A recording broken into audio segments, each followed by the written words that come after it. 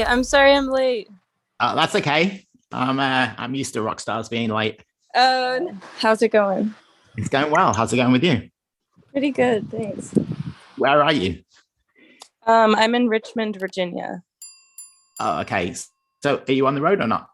I'm not on the road right now. I have like a little under a week before we hit the road again.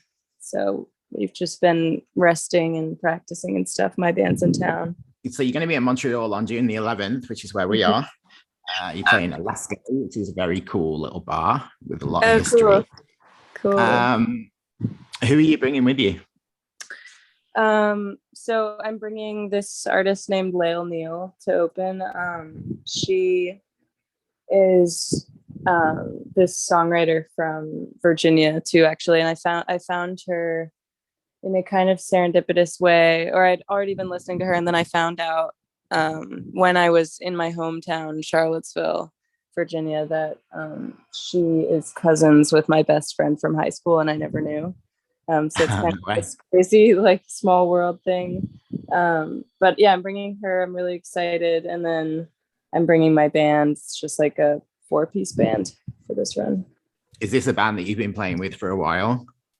Yeah, there's been some change up over the years, but it's my original drummer and my original guitarist, and my drummer is a good friend of mine from high school.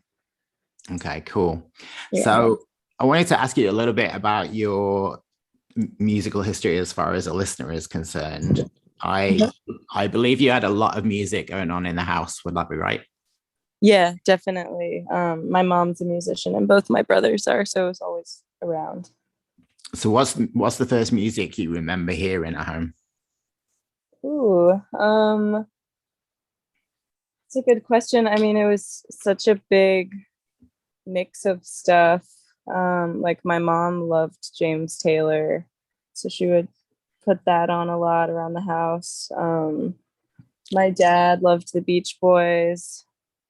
And then my older brothers would kind of just play different things that they were listening to. My oldest brother is 10 years older than me, so he would drive me around a good amount.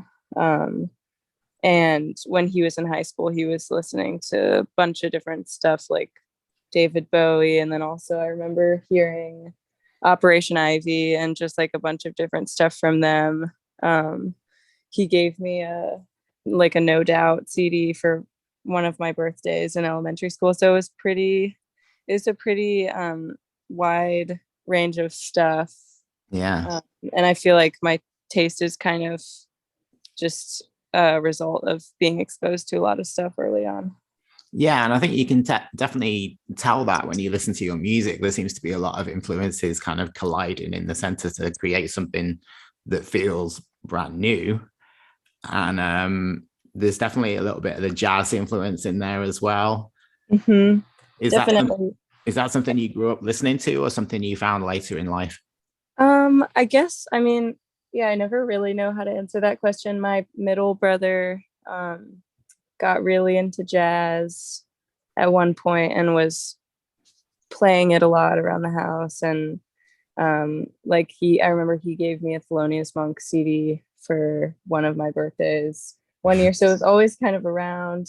Um, but I never really got into it. Like I knew some of the classics and stuff, but I never really had a jazz phase. And then um, when I was putting a band together, I had this idea to have a jazz band backing me. I thought that would be cool because I don't really like at the time I wasn't really making jazz leaning stuff, but I just thought it would be cool to have a jazz band. And I feel like that has kind of that playing with jazz musicians has sort of helped me find my sound.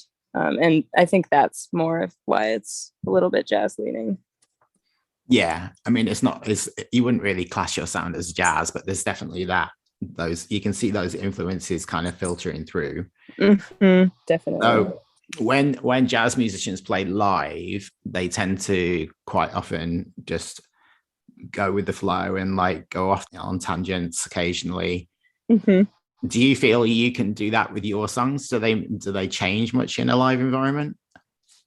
I think we they don't change that much in a live environment. I mean, I like to have, like, Chris, my guitarist, has a few solos in some of the songs, and he'll change it up and stuff. But as far as like, we have a pretty tight, I think we decide beforehand in the practices, and we have a pretty good idea of how things are going to go and don't stray too far. But I like to think that every show is a little bit different.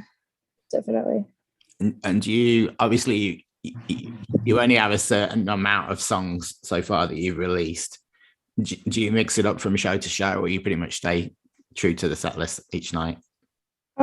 It kind of depends. I think we have the bones, and that's kind of stays the same. Like, usually we'll end with a certain song or begin with the same song maybe. But we kind of will, like, as the tour goes on, maybe there's a song that's not feeling as good and we'll just decide to cut it, that kind of thing. Right. And what about covers? Do you ever do cover versions? Do we do what? Sorry. Do you ever do covers? Oh, covers. Yeah. We haven't yet, but we are working on one right now. So hopefully for this tour coming up, we'll have some covers. And if you do covers, do you think you would stay true to the original, or do you like to kind of mess with it and put your own spin on it? I really prefer covers that are messed with and that sound totally new. Feist is a big influence of mine, and she's so good at reinterpreting songs. So I really like when people do that. For this song in particular that we're learning, it's so good that I kind of do want to stay true to the original, but I think we'll probably find a way to mix it up a little bit. Yeah. And probably one of the things you get asked about a lot, but I'm really intrigued still, is the Kanye thing. So you got sampled by Kanye, you got a credit on the album. At what point did you find out about that?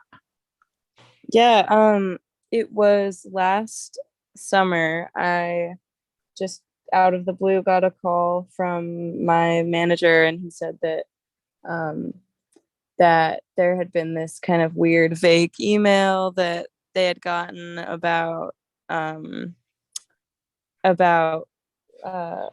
a lawyer saying, like, one of my clients wants to sample one of your clients. Can we get this worked out? And then they did a little bit of digging, and it was revealed that it was Kanye. And it was, I mean, I just don't even really know what to think of it still. It's kind of unbelievable. He didn't end up, so he sent later on in the emails, he sent a version of the song that actually had Candy sampled in it. And then I guess because he makes so many different versions, the one that he ended up releasing didn't actually have a sample of Candy, but because of song interpolation, that sample inspired the song that he ended up releasing. We still got John and I, who co-wrote the song Candy, still got credit on it. Right. But yeah, it's just kind of a crazy situation that I never expected. And I guess you've got no idea how he stumbled across your song. Yeah, I have no idea. I assume, because he works with a lot of producers, I assume that they're just kind of showing him things, but I really have no idea. Yeah. Well, it's amazing that you've got that connection. It definitely makes for a good story. Yeah, definitely. For sure. Oh, like we mentioned, so far you've got some EPs out, but there's no album. I'm sure that's something that you're planning in the future. What's your thoughts on that at the moment? Yeah, I'm in the midst of writing an album, so I'm definitely working towards it. I think the EPs have been good up until this point because I'm so kind of impatient, and in the past I've written pretty quickly and just wanted to share the songs with people. So it's been nice to have sort of a shorter format, but I think I'm ready to kind of work towards something longer and release an album now. And what we've heard so far, is that a pretty good indication of what you expect the album to be like as well? Yes and no. I think my most recent EP sort of covers or kind of leans into a few different genres, and that's what I'm planning for the for the album too. I think you can expect something that jumps all over the place a little bit. Cool. And are you playing any of this live yet, or are you gonna wait? Yeah, we have been learning a couple of the brand new songs this week, so there will definitely be some unreleased stuff. Excellent. Well, I look forward to hearing those because I will be at the Montreal show. Oh, good. Yeah. Cool. So I'll come and say hi. Awesome. One question I wanted to ask you is, do you have vinyl with you? Yes, I will have the new vinyl and some copies of my first EP as well. Cool. Okay, well, enjoy the rest of your time off, and we will see you in Montreal on June the 11th. Sounds good. Thank you so much. It was great talking to you.